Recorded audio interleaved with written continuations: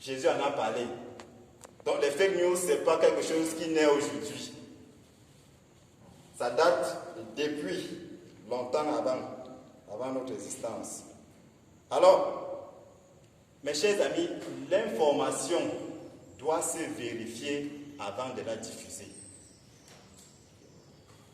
À chaque fois que vous recevez une information, assurez-vous que vous avez vérifié si elle est authentique, si elle est crédible avant de la diffuser. Un savant a dit, au nom de Plutarque, c'est son nom, il a dit, celui qui sait parler sait aussi quand il faut parler. Est-ce que vous comprenez ça? Celui qui sait parler sait aussi quand il faut parler. Voulez-vous des informations authentiques, vraies et bonnes? Prenez ce texte, vous allez le lire à la maison. 2 Thessaloniciens, chapitre 2, du verset 2 au verset 3. Voilà la bonne information que je vous donne. Et après avoir lu, venez me voir si c'est un mensonge. 2 Thessaloniciens 2, verset 2 au verset 3. Si le texte est noté, nous allons avancer. Suivez très bien ce que nous sommes en train de faire, parce que vous aurez la possibilité de réagir.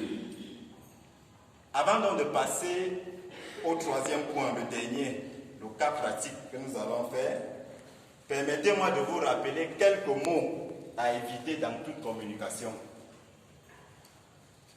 Il y a une phrase que nous devions éliminer définitivement de notre registre de communication avec les autres. Quelle est cette phrase? Dire à quelqu'un, tu as tort. En fait, nous pensons que dire à quelqu'un, tu as tort, c'est un peu... comment je peux qualifier ça? C'est un peu élégant que de dire à la personne, tu manques. En fait, c'est la même chose. Dire à quelqu'un, tu as tort, et dire à quelqu'un que tu manques. On nous dit que l'unique chose que nous obtiendrons par l'usage de ces termes, c'est d'arracher un rejet de la part de l'interlocuteur et de le mettre sur la défensive. Quand vous échangez avec quelqu'un, vous lui dites, ah, tu as tort, tu manques. Du coup, la conversation va changer. Il va se mettre sur la défensive.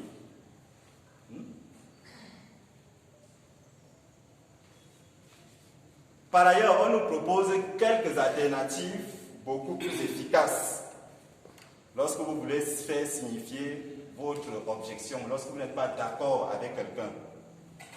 On nous dit par exemple, au lieu de dire tu as tort, tu manques, on nous dit, vous pouvez dire, je respecte beaucoup votre opinion, mais dans ce cas présent, je ne peux pas être en accord avec vous.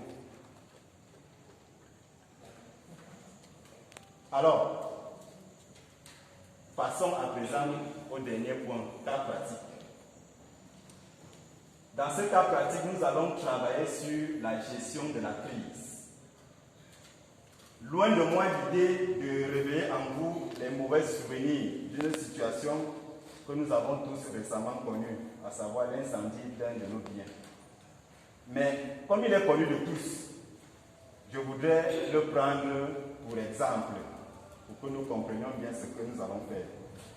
Nous aurons à répondre à 2 questions essentielles dans ce cas.